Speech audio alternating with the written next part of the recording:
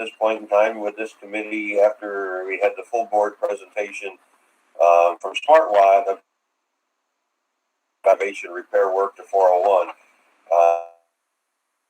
Brought up there too. Again, should we think of having a centralized building that all the county agencies can be into in the city? And as you know, this is something that's been talked about for more than 20 years here. Again, between starting with an Aquamic purchase years ago and then relocating people to the Walmart building was a thought, and then we played the idea of John L. Edwards a little bit. But here's where we are, and I think that one of the key things that's come up over time is, okay, if we were going to stay at 401, what is it going to take to get the building to be a little bit more ADA accessible and energy efficient? So, fortunately, we were able to work through last year with a number of those engineering firms, and they did develop some pretty good cost estimates for us. They're still rough numbers, but they got some engineering science behind them, so that we got some kind of idea as to what to talk about, because we really didn't know what we were talking about before. So I wanted to throw that out to this committee and see what people thought about that presentation, if anybody's got any comments. Well, I thought it was a good presentation. I think it kind of combines some savings, but to make those changes, it's kind of funny. Like to make the changes, we have to open up walls and do different things, and incorporating some updates along with that, I think, would be cost savings. So even though everything in that project isn't directly to energy savings, if we incorporate both together, I think we can make it on the cheaper side as far as what we're doing. So that's my feeling towards it. It's a lot of money. We got to see, how we're going to pay for it, and right, where the numbers are. And but 401 seems like at this particular point, I mean, they played trying to go to Walmart, go here and go there, and all those buildings were costly to convert over. Even the school that we looked at, with asbestos situations, and revamping that school was millions of dollars. So maybe just keeping what we got and fixing it's not such a bad idea. Right. Yeah, to me, I think that 401 State Street is it's a fairly significant building in the city of Hudson with parking. And when you look around the city trying to find that option, there's not there too often. Linda's on. Maybe she's got more information, but I think I could support trying to maintain that as a county building. We may need other offices someday in time, but I don't think it's a bad investment to try and invest in that building and keep it. But it needs everything. As Brian's on the call, he can tell you it needs everything from a roof down to the basement. A major overhaul. And yes, I do realize that if we were to go ahead with a project like that we would have to probably evacuate the building for a year or so while we did it. But that's doable. We did it with the entire courthouse. That was a harder challenge, and we got through that. I don't have an immediate answer. What I want from the board at this point in time is to find out, does everybody want to stay in 401? If we're going to stay in 401, we have to do some kind of a project like this. So that's kind of the decision that I'd like us to start making, and we don't all have to make it today, but just ideas. Brian, what's your thoughts on that? Oh, I completely where else to go. But the heating system is ancient. Like I said, the roof, the parapet walls, there's some significant projects that have to get done regardless if you do an upgrade or not. So it's to me, it's the opportunity to, enhance the building, like mechanically along with structurally. So, right. We're going to have to do the structure, why not do the mechanical part along with it? But, that's my opinion. I agree with Supervisor Knott completely. Yeah, I have Can you hear me? Yeah, I can. Sorry, yeah. Oh, good. Sorry, I'm on the phone. What Brian says, but, you know, because we have looked around. Two things. I'm wondering, I'm sure there's asbestos, because the courthouse, you know, there's always unexpected stuff. And then I'm wondering, structurally, because the hallways are so big, we don't need that space. If we're really changing structures, we could get more office space and less hallway space somehow, if we're doing major.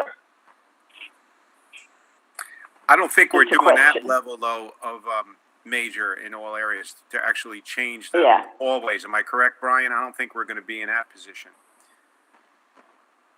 No, I don't think so, because that'd be taking on a task on its own. I would think most of the interior work would be like running either ductwork or piping for heating and air conditioning and electric, mainly. I didn't see what the plans they came up with for the building, but you know, like my idea at some points too is where currently I park and the chairman park. You got all that space right there, which borders the chambers.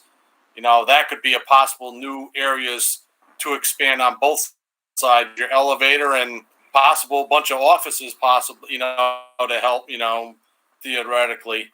But like I said, it's the building needs work regardless, like especially on the basement and the roof. So, you know, it's something that, you know, like I said, I don't think the inside of the building you can do much with some of the low ceilings. So, you know, I don't think it's feasible. Yeah, I think the plans they did plan on redoing all of the ceilings, mostly because they would give them the access to put wiring holes in the ceilings and stuff. But as far as reconfiguring some of the load-bearing walls, no, that wasn't in the plans, I don't think. You know, some of the offices, as Brian knows, have been built and configured, and those are easy enough to move around and do little things with. But the big open stairway and the hallway, it just kind of is what that building is. So. Is there a chance to put solar on the roof? Sounds like the roof has to be redone. And you know, you have the climate smart committee that's also working at the same time as this project. Is there any way to overlap any of that to get more solar on that? I mean, the roof is huge. It could be part of savings, adding that to it. Yep, we can certainly explore solar on the roof. I don't think that there's as much square footage up there as you think, but to put things on there, I think one of the things that would be done would be to put air conditioning units on the roof, you know, and with the parapet walls, if the parapet walls stayed and got repaired, you could actually hide equipment up there pretty easy, and that becomes the better thing. Right now, some of our air conditioner units are on the fire escape, if you look at that, and I think that third floor has about 13 or 14 window units up there that are just sucking up energy left and right, and so you know that would be the plan there. But could you incorporate some solar someplace on the building? Yes, you probably could, and yes, we are working with the Climate Smart committee, and they are trying to make recommendations where they can. A lot of what the Climate Smart Committee wants to bring to us is saying that, look at, if you do certain things, you become more eligible for grants. And the grant money is what SmartWatt is all about. They go after that grant money for us. Like I say, when we did the last energy project with them, they brought us in $80,000 worth of rebates, you know, alone. And I think there is some potential grant money towards making that building ADA compliant, as you probably know. You know, I haven't dug too deep into that. We want to get committed on a project. Once you get committed on a project, then you can find money for it. But, yes, Tistria. Yeah, so along those same lines, I think, in the town of New Lebanon, we recently reached out for grant funding through an engineering firm, and we told them we were bronze certified climate smart, and they were like so excited because on the point system, you automatically get an extra chunk of points and you're a preferential application above a lot of others. So I do think a lot of the things that you, Supervisor Knott, and the county have already worked on, once we get those points in and some of the projects that we're currently working on, it's not out of the realm of possibility that the county becomes a bronze certified county within the year. Not like the calendar year, but within a year from now, that the timing for when we're ready to apply for some of these grants could actually bump us up for a lot of the grants that are available for the work that we want to do there. So I think it's exciting that those things are kind of happening hand in hand. So yeah, thanks. We do know, though, that this project in particular it's a very capital heavy project. I mean, like the last energy project, it was real easy to say, we're going to pay for all of it with energy savings and or labor cost savings and stuff like that. But this project, as Brian says, I mean, the roof is bad. I mean, there's at least $500,000 worth of roof work up there that needs to be done. Someday in time, the steam system's going to stop working and the pipes are going to go bad, and we're going to be forced to do something. So there's things. Some of that is just things that the building is aging out. And we got some of that in that report that we did a couple years ago. But I think my question is, can people see a future for 401 if it was fixed up better? And Linda, maybe that goes to you better too. That's your community. If 401 was renovated and it became a nice ADA accessible building, more energy efficient, could it make a good home for county offices?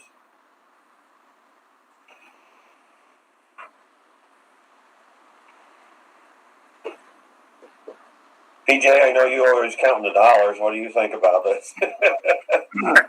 We know when I talk about these things, I know, but we know it's going to be an expensive project, but I think, in reality, it's probably the right thing to do. We've looked at all the other possibilities, like you said, building a building, doing this, doing that, and I kind of like Brian to this project. You got both sides of that 401 that you could expand out. And if you should look at, doing the building correctly the first time. The last thing you'd want to do is come back in 5 years and say, we should have built that addition, but the heating system won't support it now. Right.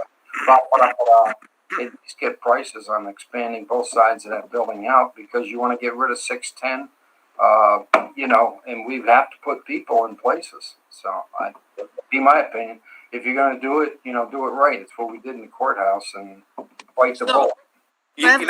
I have a question. I mean, is this group that we're working with now capable of architectural services that we would need to do that kind of thing, Ron? Or do we need an architect to work along with this? Adding an extension, and that's all that. It's an architectural issue. Are they up for that, or do we have to do that extra? So what they did in order to accomplish the cost estimates that they did on this, they partnered with CPL firm. CPL did the cost estimates for the ADA accessible bathrooms and all that kind of stuff.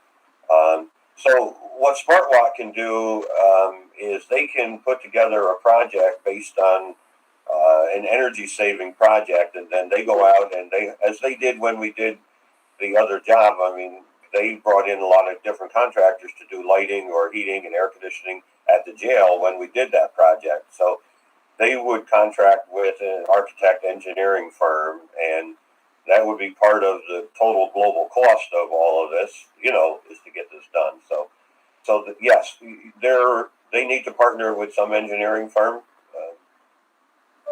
architect firm.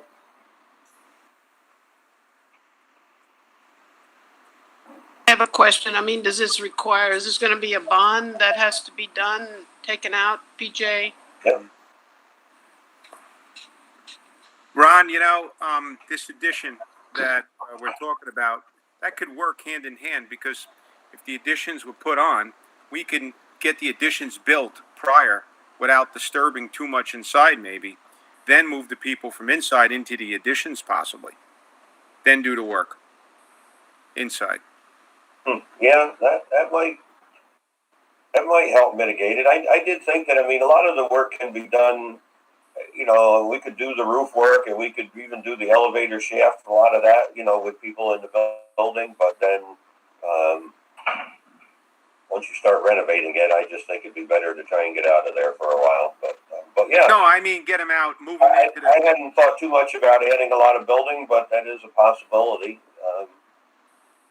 That would take some. So we would have to commit to some kind of money, whether we do it through, you know, SmartWatt or an architect firm separately. But you know, we can continue. They can do this project, but we at some point in time we're going to have to commit to spending some engineering money. You know. Yeah. Well, if we're going to put an additions on, if that's somewhat where we're even talking about or going there, then SmartWatt would need to know that right up front to size out the AC and Yeah. HVAC and everything else. Oh yeah, right. That's all part of the whole planning project. You know? But, So like you say, you can't get that engineering done without spending some money. yeah.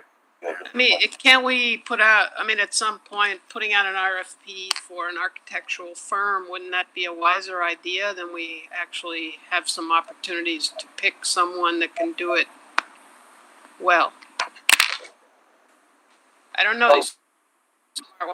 What's that? I mean, it seems to me like it deserves an RFP to get the best firm to do the architectural work. Yeah.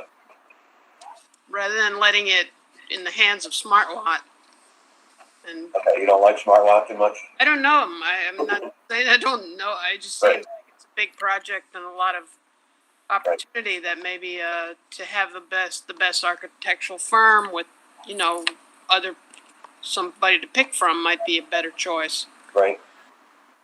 I don't have a problem with SmartWatt on the initial renovation, but I'll agree with Linda. If we add on, then then we need to definitely make a change. You know, I don't think SmartWatt's into just designing and building buildings. You know, No, I mean, they even really pull together all of the ADA components of this project without bringing in an architect. You know, that's why they partnered with CPL to do that. But yeah, so when you talk about adding on to the building, you are kind of talking about a different animal than just redoing it all. But we need to decide what we want and what's feasible there. if we had an idea of what, if we added on, what kind of office space we can create, and you know, maybe that's just another avenue to discuss while we're into this right now. You know. Yeah. I mean, PJ, this is really gonna do a number on the bonds. Yeah, but again, we pay down about, on the principal, we're paying down about $2.5 million a year. Okay. Right. And we've talked before that we need to stay in the $40 million range in bonding. Right. So, if we pay down, pick a number here, a couple of years, that's $5 million right there. Right. If we just kind of keep within the $40 million range, and that's kind of the range we're in now. I mean, I don't have a problem with it. I don't think Ron has a problem with it. Right. Quite frankly, this is the time to do it. Of course, the time we need the bond money probably be a year or two out, and the interest rates will be probably 15%. But yeah, right. Who knows? Yeah, these things don't happen overnight, as we know. But we've been kicking this around the for a question comes while. into play. Which capital project do you want to do? Do you want to do this one, or the highway department, or the other one, or which one do you want to pick? So Well, I'm out there, don't we? Yeah. Hey, Ron, the highway department, though, PJ, I mean, we did put windows in there, and we did do some lighting, and we did make some changes. I don't know if the highway department is so much of a priority as 401 and also Office of the Aging project. You know what I mean? We those are the two where I'm thinking more so. The highway building, though, I mean, we did do some work in that building. SmartWatt did, actually. Yep. And we did a little bit of stuff. I think that, and Brian's on. I think one of the major things that you have to do there in the next few years is a roof. And I can't remember the numbers for that one. Maybe Brian can enlighten us on the cost of that roof. Yeah, I don't have no figures on that roof, but that's something that definitely has to be done. I was up there not too long ago looking at it. It looks like they use we kind of figured like like 4 mil on the rubber or the EPDM roofing, and which is like the lowest almost standard there is. And it seems like I have it patched. We patch it sometimes. I get a contractor to come in, but it works well for 4 storms, and then incident, and the roof's leaking. And sometimes we're attributing possibly. This is going to sound funny, but those vultures. We see like prints up there, and their talons, I think, sometimes cut into, believe it or not, the roof. Yeah. Well, You know, 4 mil. yeah, and so I mean that's something that's definitely would be on the list, because when it does leak and it finds a hole, there's like water in there in several areas. But like I said, we fix it. A month later, nothing happens, and then boom, it leaks again. You know, and so like I said, that roof would be somewhat of a priority, I would say, coming up soon. I can try to get, pull some numbers and get, we actually have somebody coming down to somewhat give us a general estimate, possibly, out of the, just to see what it would cost to replace. How's the engineering? What's that? Still leaking in the engineering room, Dean's office? I mean, the engineering office? No, I believe that's pretty good, because that was the last project that was done, I think, in years ago. 17 or 18, I found the one of the RFPs for it. Right, I remember that. So I think that those sides are good. Okay. So. All right. We probably should get those numbers while we're having this discussion, right? If we could. Yep.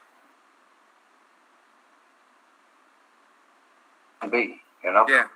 Yeah, the priority to me is, to continue on with the OFA kitchen and building. We could get rid of the Philmont building real easy and shuffle some people around if we can build office space out there for the staff as well too.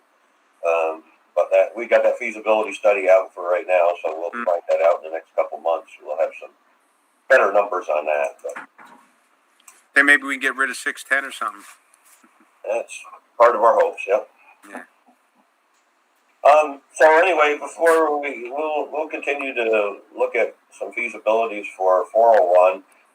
But Sarah's on the call. Sarah wanted to bring to this committee some issues that are going on at 325 Columbia Street down there. There's been a parking for a long time, and I don't want to steal your thunder, Sarah. Are you ready to introduce all of this and tell this committee what you'd like of us? Maybe if you have my email there, Ron, you might read that off. Okay. Because I'm hoping I'm not going to run out of juice here. Okay. Sure. I think I'm okay, but if you read it off, then I can fill in. Okay, thank you. Sarah wrote me a note and said the labor management group has been discussing parking problems for a long time, and we certainly need your committee's help. We took an informal count of parking spaces for 325. The count seems to be 203 total spaces, 91 in the main lot, which is city-owned, 50 in the lower across the street, and 37 in the upper lot, which is county-owned. There are 30 in the west lot, county-owned, 5 are for the store. This is an old agreement with them. Rob Fitzsimmons has the details and is aware. 4 are for the DA. There's one 15-minute parking, and I think there's a number of handicapped, but I don't have the number there. Brian is going to consolidate the 5, so there are no middle space there, which seems to allow them to use up to 6 spaces. I don't know how many employees at 325 who each need a space, plus mental health has a constant flow of clients. Rob Fitzsimmons is going to meet with Jeff Baker, the attorney for the city of Hudson, to clarify our agreement, as that seems to have never been put in writing. Rick Scolaire is the one who knows the most about that original agreement. I'm not certain Rob is aware, but it would be good for Rick Scolaire to be there. We need the city to be on board in order to issue parking tickets. The hours of the county use of the parking lots are 7 to 5, and we have some signs, but we need more. before, and Brian has them. Brian is awaiting for more direction as to where to post them. He can give us some details on that. There is a continual problem of people parking there long-term despite signs being placed on their cars. We would like to put up proper signs and then start placing notices on cars and get the city of Hudson to ticket them or even boot them. There is no way to tow these from the lot when the lot is full of cars. Booting them is the preferred method. Less expensive and less dramatic. Pat Avital is the person in the building who is most aware of what's going on. She is discouragement meetings. We just keep going round and round and no decision gets made. Now is the time to get tough and consistent. Morale amongst the employees is low, and they have clients for mental health are often no-shows as they say they can't find parking. There simply isn't enough parking for staff and clients. The Board of Health has space for drop-off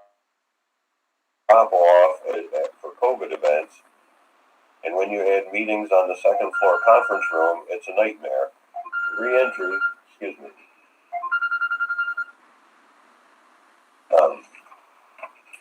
Re-entry can have 45 participants alone. Office of the agent uses the space and many others. I suggest that re-entry and OFA use space at the college or at the fire training center, as neither group needs to be in Hudson.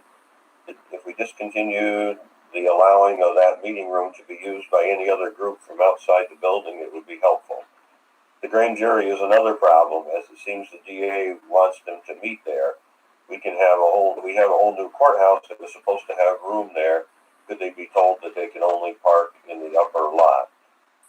As Rick Square is always urging, we need a parking garage in the city of Hudson, so I don't see the problem going away anytime soon. Our group could also take a look at John L. Edwards if that investor doesn't work out in space and some parking issues. I'll see you at 4. Sarah. I just want to touch on the DA. I think that the DA is now holding grand jury at the courthouse. Is that right, Brian? Yes, correct. I think they're going to probably stay there too for a while because even though mandates are lifting, that seems like that court system has I would say a mind of their own. Mass there when we go there. So I wouldn't be surprised if they still kept it there for a while because if I'm not mistaken, I'm pretty sure the grand jury is actually ran by the commissioner of jurors, not actually so right. I think we have the jurisdiction of it. So I would foresee them staying at the courthouse for a while, unless they're going to adhere to these new what just came out the new. They seem to kind of govern themselves more than anything. But Pat Grattan works in the Greene County court over there, and I talked to him the other day, and he said something about the court that OCA was requiring the grand juries to be in the courthouse now, or something was changing there too. Maybe I don't know if that affects us or not, but as you say, the court has its own program. So, but as far as some of the other meetings that go on in that space, maybe we can try and suggest that they use other space. I do know that the county now has a wonderful training center that's can be used certain times. That can be coordinated through the fire coordinator's office. They're busy using the building, but I do think there are times that we could put some of these special groups out there, and that would eliminate some of the large groups of people coming to 325. I do agree there just isn't enough parking down there. Sarah, you want to fill us in? Yeah, thanks. I just think I'm glad it's moved to this committee because I think with the management, we just didn't seem to ever make a decision or who's in charge kind of thing. And poor Brian is waiting for permission to put his signs up. And I think, Brian, you could just put the signs up and let's move forward and start ticketing people. That will help a lot in that parking lot. So it's my understanding that Brian has been telling me about the signs, and I think we could put up the signs on the county-owned portion, but we needed the city's buy-in to put those same signs up on the city part of the parking lot. Brian, you want to clarify that? where we are with the county attorney's office on that? If I remember at the last that labor management meeting was left with I believe the county attorney and the city attorney getting together to seeing what the next step would be. Because like I said, Right. I figure anything that borders Columbia Street is a city-owned lot that we kind of park in. Any of the alley lots are our own. So I think that's where we stand with that. And I got the signs pretty much all ready to go. I just have to verify just to make sure that the lettering sizes are correct to meet the standards, because God forbid if we tow, they didn't meet the right standards. So I'm just following up on that. I got sign shop, and then we're looking at the correct from like the line of sight to see how large the letters have to be, so we're in we meet the standards for towing, or the highway standards. Right. But like basically our lots are kind of almost ready to go. In regards to when you were talking about the trying to condense those parking spots for I believe the store on the corner, we can, because it seems like that spot they're talking about, they left it open. It's almost like a walkway.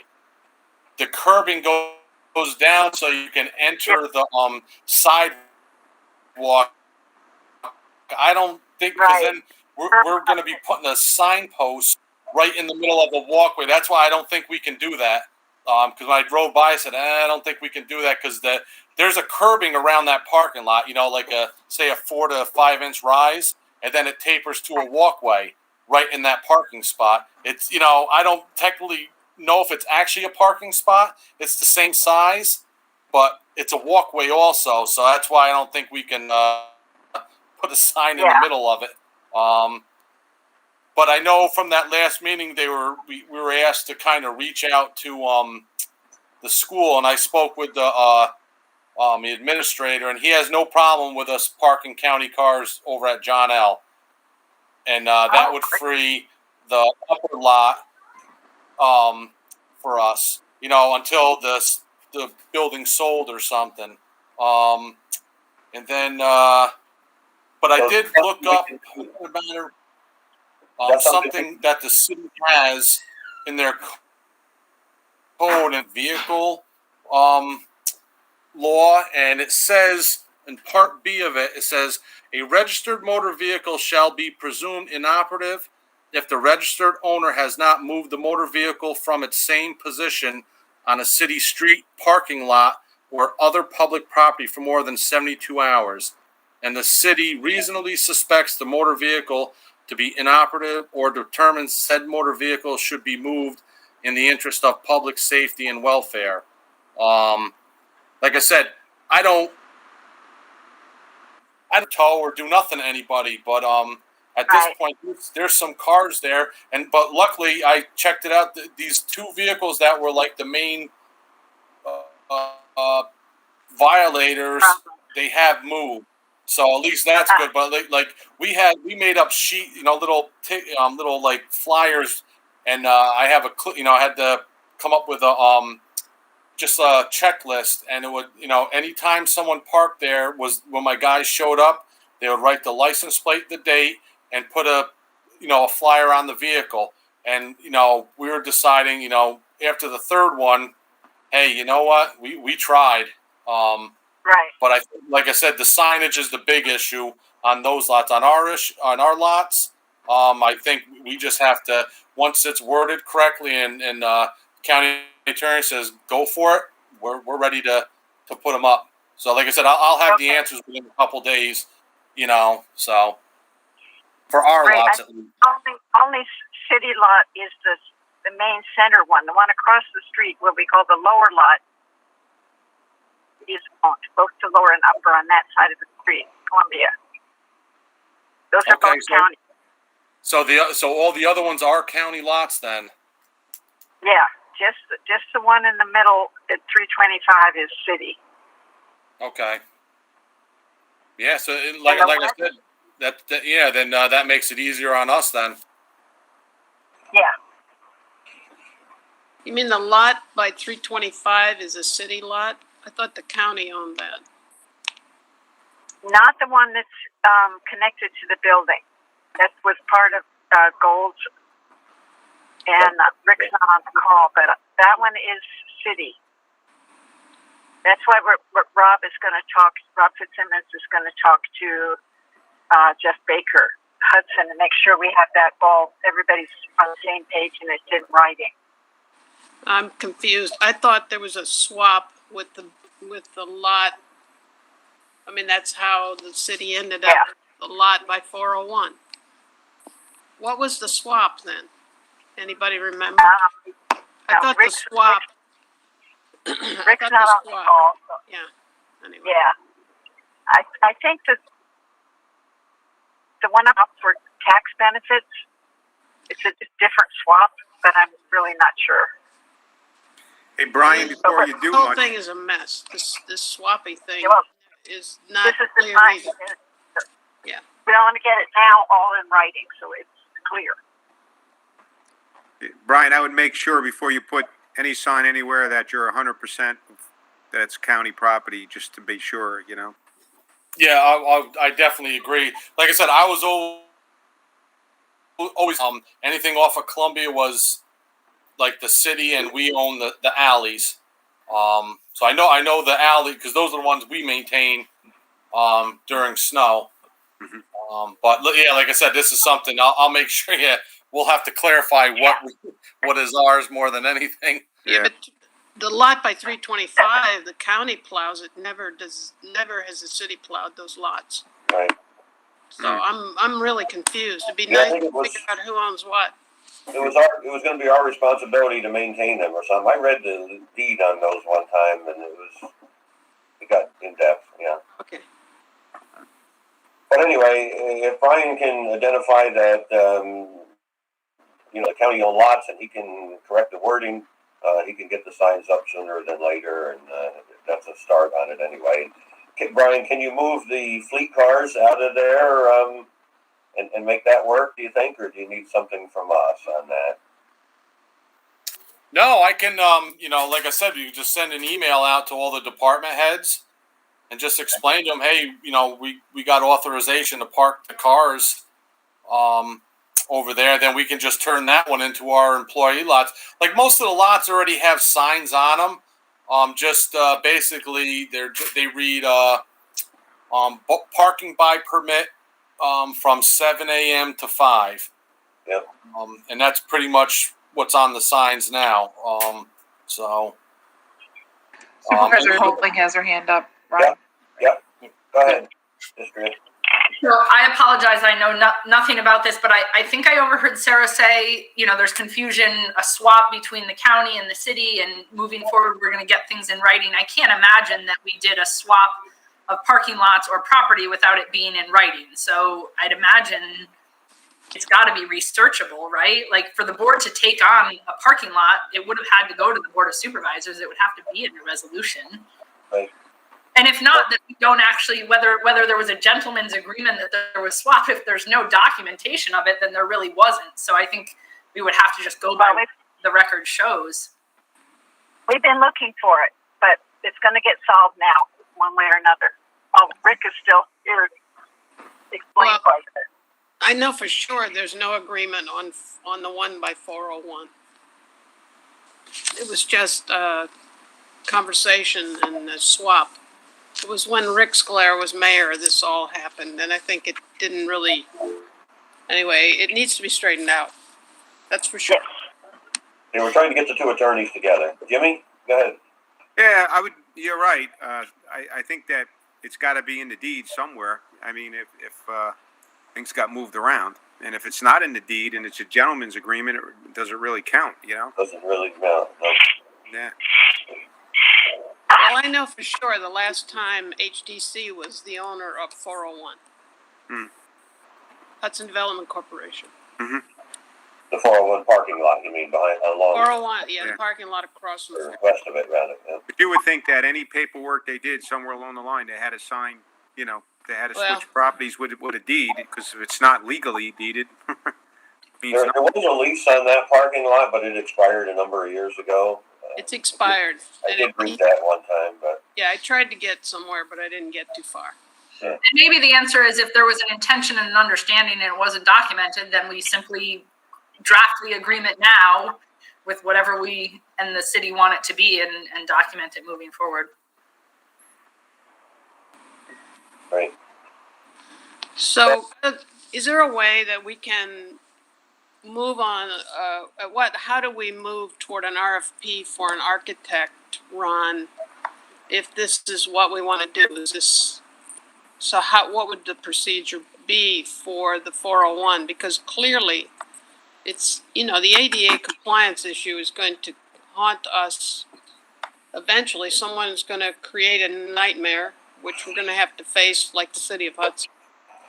So if we proceeded on the project that we talked about, we had the ability there. One of the advantages in working through the National Grid project like we were doing with SmartWatt is that we're then able to, as far as the energy portion of it goes, you're able to you don't go to low bid, you don't get the cheapest boiler, you get the highest, most efficient boiler and lighting systems and that type of thing. Now, when you enter in the ADA compliance, they're trying to marry that in there so that they would be in control of figuring that out. When you talk about adding on to the building, would require more of a feasibility study like what we just did with OFA, because we don't really know. We felt that the architect firm felt that there was enough area there to take out one of those stairwells and put an elevator there, but is there room enough to add office space on there? And that becomes like a feasibility. So before you even go to an architect and say, design this building, we need to know if we can do that, I would think. So is that something this committee could begin to agree on or move toward agree feasibility study? So we don't talk forever about this, so we actually do something? Right. So I guess my question to you earlier was, in general, if the building's in your ward, do you think that location makes a good site for the county office building? And is it something we should invest in, I guess is my question. I don't think we have a choice. I mean, my only complaint is that the 4th Ward in the city of Hudson has far, far too many parking lots. We are the parking lot for the county and the city. So that's from the 4th Ward perspective. As the building goes, I don't think we have a choice. We haven't really figured out another opportunity. And the addition of those spaces could offer a way of getting rid of 610. The addition of those spaces. So if we eliminated some parking spaces from 401 State Street by putting a bigger building there. Of course, I'd rather the city sell us the parking lot building, and then we could build a new building over there and tie the two of them together, and we could just renovate the one we've got and have a new building on the lot and get rid of a couple of buildings. But I know that the city wants to use that for other things. So. I think if it's an option, we should make that known. How many really Hawken places are we going to lose by adding on the back of that building? Brian, what do you think? 6. Yeah, there's 6 parking spaces there now that we use, but Yeah, 6. and you would lose 3 of them anyway by doing an elevator. Right. So then it's a matter of you would lose another 3. How much?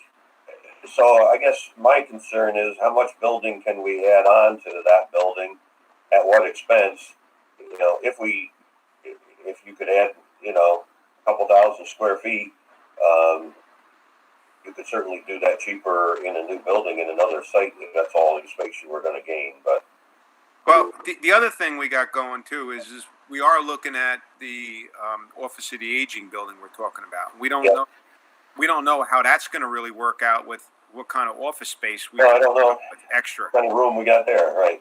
Yeah, so I mean, maybe we can just hold off a little bit more on this just to see when that comes in. What's the time frame on any of that? I'm thinking in 2 months. That it seems to me the turnaround was pretty quick on that. I don't know where we are with signing. I think they were, like 10 weeks or something. So that because we did have, we were talking about possibly office space in that building and Yep. who we move there and everything. So that could shed some light on what we want to do here, maybe. exactly. Yeah. Also, how much space does OFA take up at 325? Mm-hmm.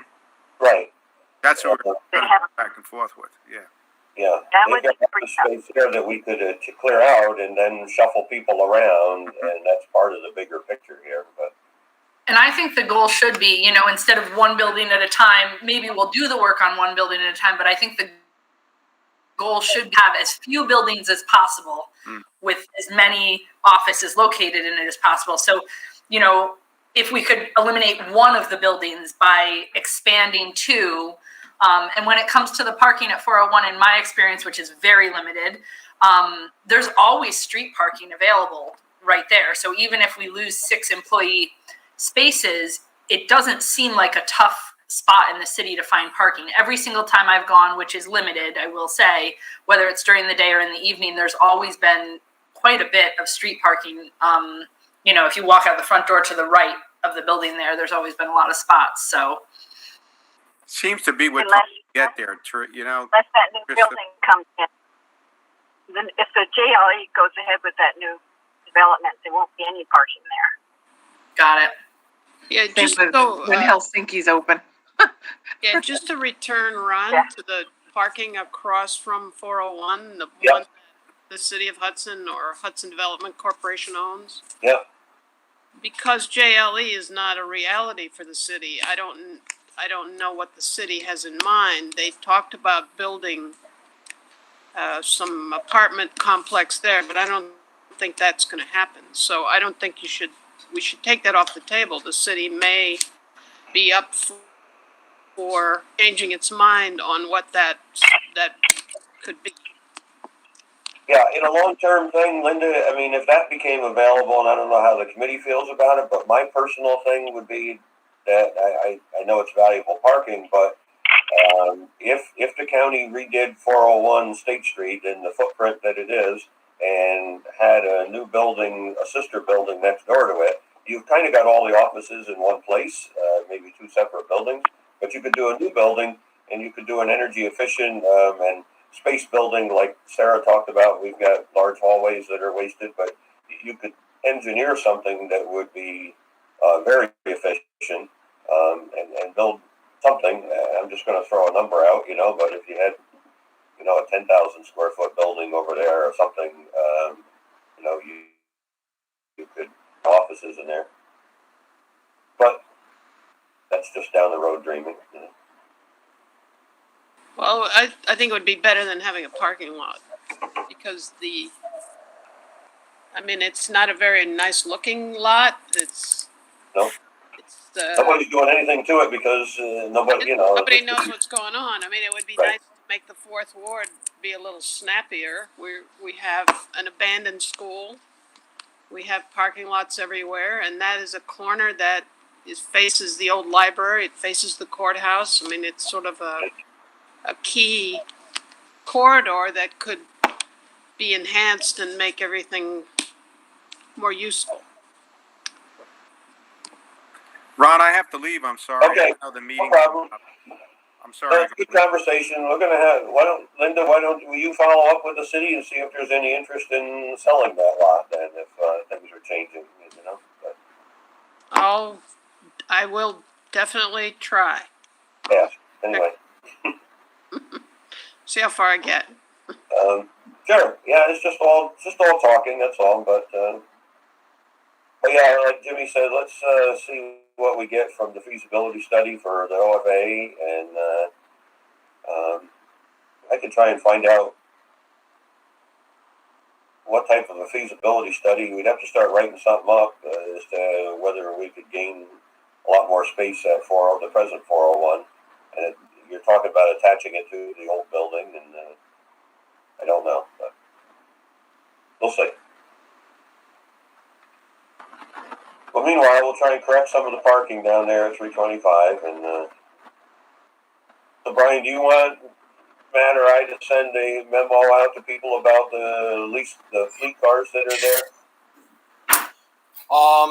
Yeah, I mean, I don't know, like, who it should come from. Probably, like I said, me, telling other departments to do, it might be better off coming from The chairman. Right. that way it's not like I'm doing something. It's coming from you guys saying, hey, this is an opportunity to add more parking. So is there a designated spot at John L. Edwards that we should put these cars in right now? Do we know that? He really didn't say. He didn't have no problems with us parking. Yep. Pretty much anywhere. I see there are cars over there quite a bit.